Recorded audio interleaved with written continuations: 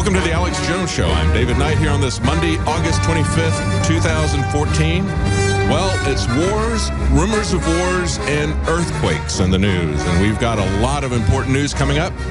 We've had, just yesterday, of course, as you know by now, there was a major earthquake in California. What you may not know is that although that was a 6.1 magnitude earthquake, there was an earthquake also in Peru. That was kind of overlooked for the most part with all the news about California. That one in Peru was 6.9.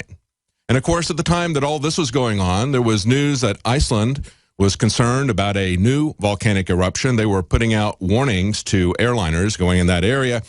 They had warned of a subglacial earthquake underneath this volcano. Then they have now taken that back. Yet there's a lot of activity, a lot of increased earthquake, seismic activity.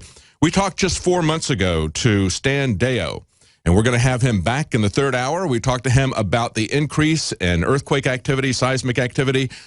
What in the world is going on? Well, that's something we should all be concerned about because in California, you only got a 10-second warning if you were in that area about the earthquake coming. And they were all talking about how amazing that was, that they could predict it 10 seconds ahead of time.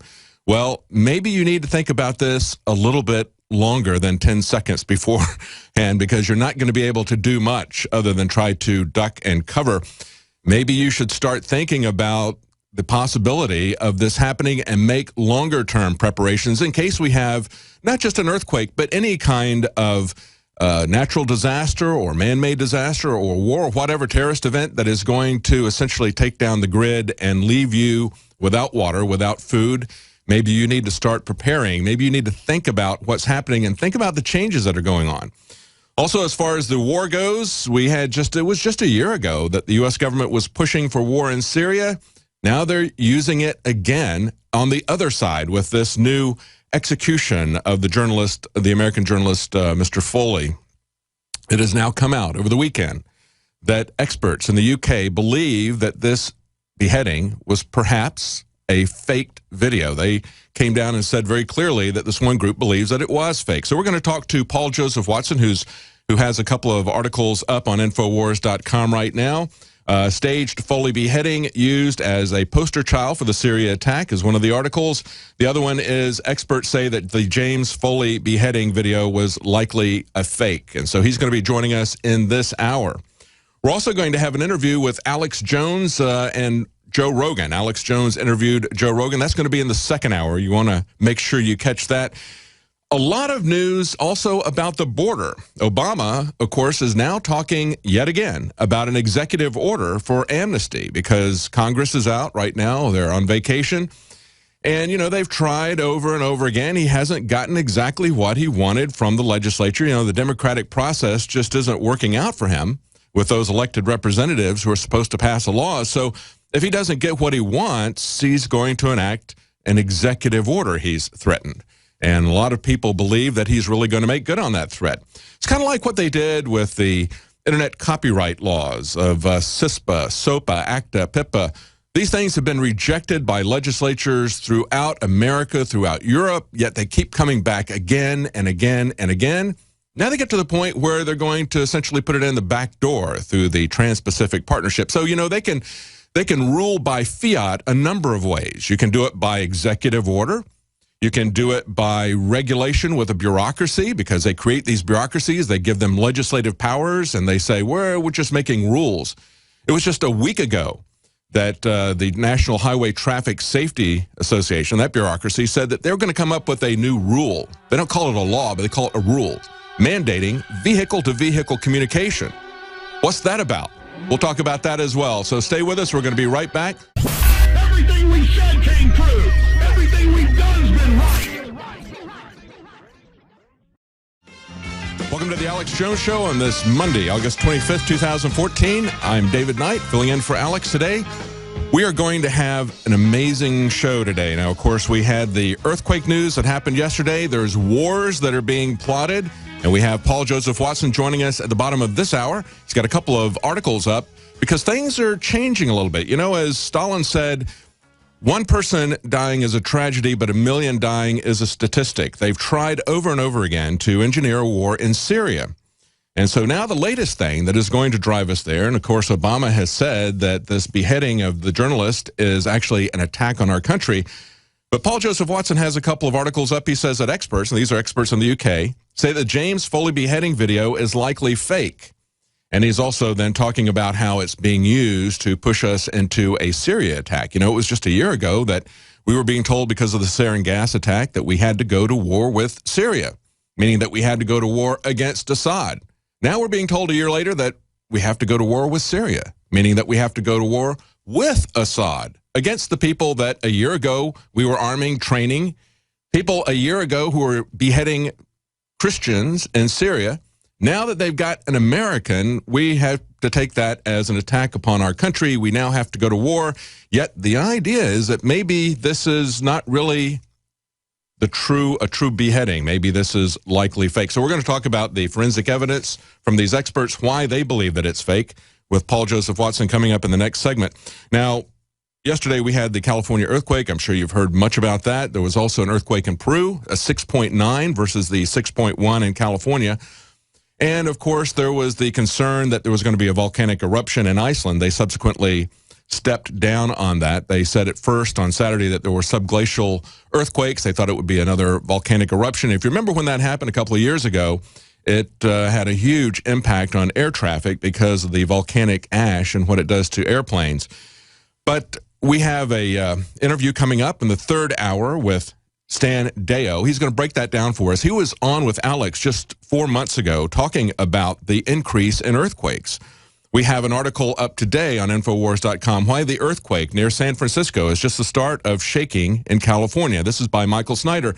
I find it interesting that last Thursday, Michael Snyder had another article. Said large holes forming near the New Madrid Fault and a giant crack in the earth in North Mexico.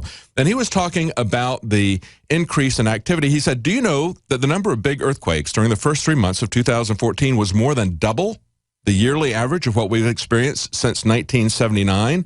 Did you know that the number of earthquakes in central and eastern U.S. has quintupled in recent years? So we're starting to see something that's very unusual. And he talks about the New Madrid Fault. That's not in Spain, actually. That is in Illinois, Indiana, Missouri, Arkansas, Kentucky, Tennessee, and Mississippi. So it's eastern United States, central and eastern United States. They had an earthquake back in December of 1811. It was a magnitude 7.7 earthquake. There weren't very many people living there at the time, but we do have information about that, and it was horrendous at the time. He says now there are 15 million people living in that area. So what's going to happen? Are you going to get a warning? The people in California got actually a 10-second warning in an area where they're constantly monitoring earthquake activity because that happens all the time in San Francisco.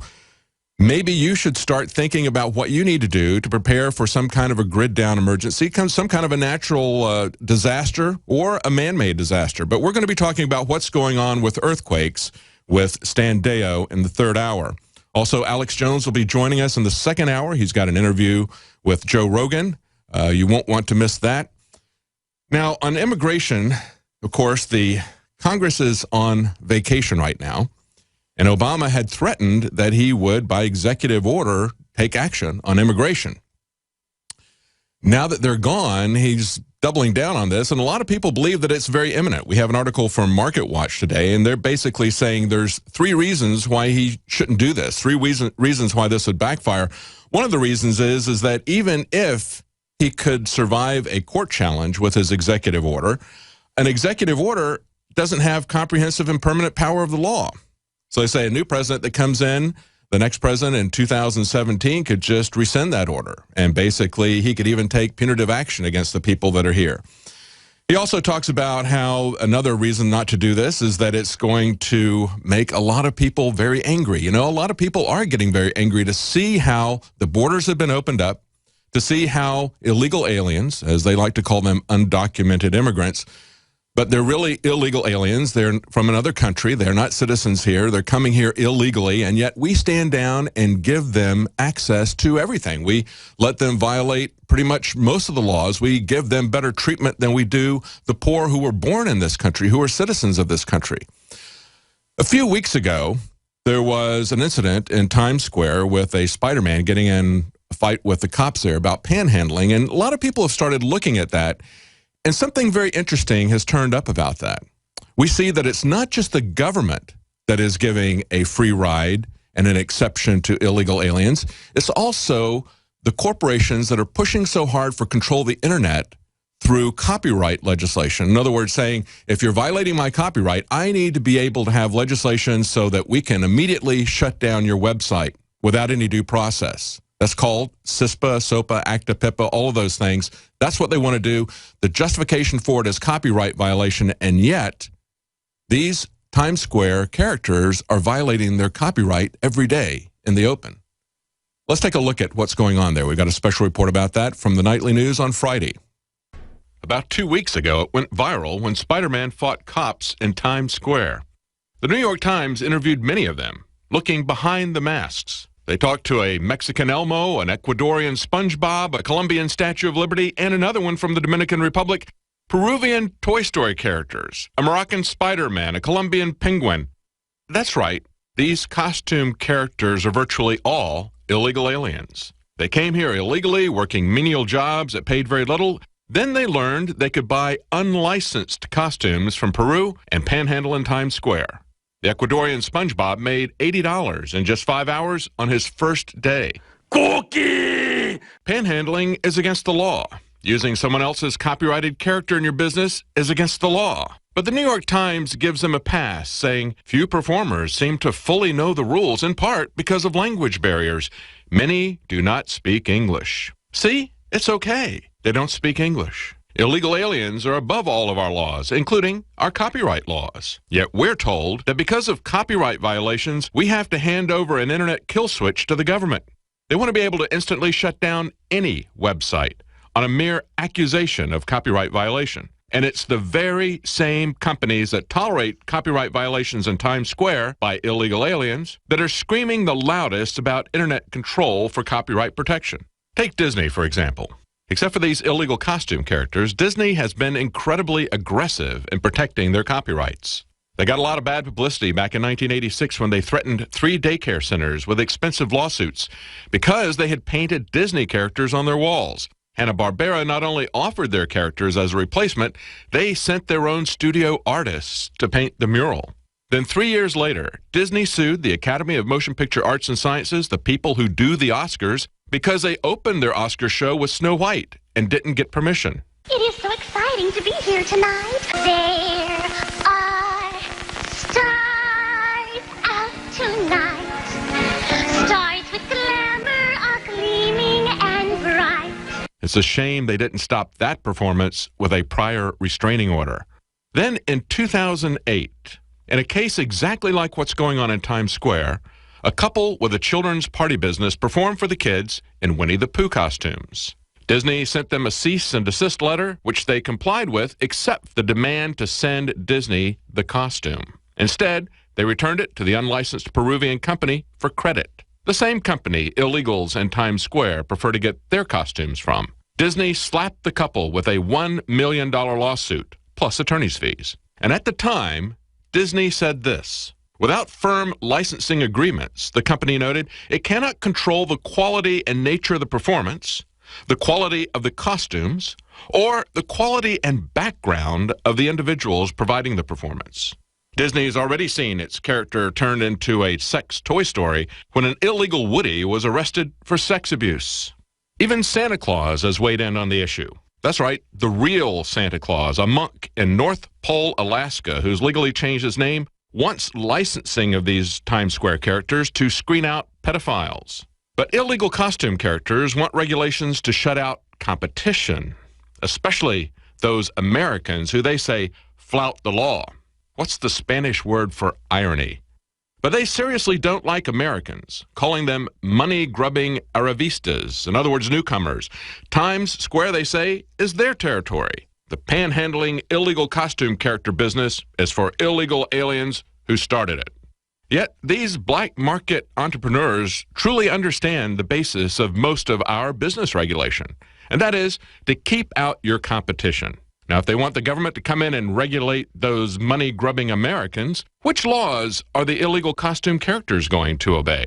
Do they want New York City to give them a license to illegally use copyrights? Should we ignore their copyright theft and call them undocumented costume characters until they get a license from Disney or Sesame Street? Are they even trying to get a copyright license?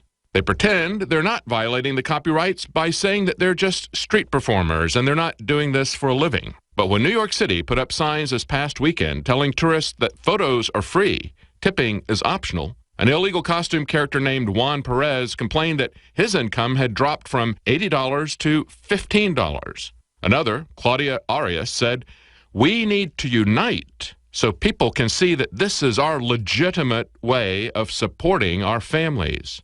But wait, I thought All they right, weren't so that's the doing this report. for You can money. see the rest of that up on Alex Jones's YouTube channel. That was from Friday night's Nightly News. They're going to actually create a union. They're going to be able to keep those money-grubbing Americans at a Times Square, perhaps. It's La Fuente that they're turning to. Celebrate the spirit of freedom and liberty upon which our nation was founded at InfoWarsShop.com. Molon Lave is ancient Greek for come and take it. This popular design combines both classic Greek Spartan imagery with modern M16 assault rifles. Now available in women's tees and proudly made in the USA. And now you can protect yourself from corrupt cops with the InfoWars dash cam. It's your car's black box that records all that the driver sees and hears. And introducing the Block It Pocket. It renders your phone undetectable while protecting your private data and your health. Or take back your privacy and protect your personal information by getting your very own Detractor cell phone pouch. So get incredibly high-quality, freedom-based products and help fund the revolution at InfoWarsShop.com.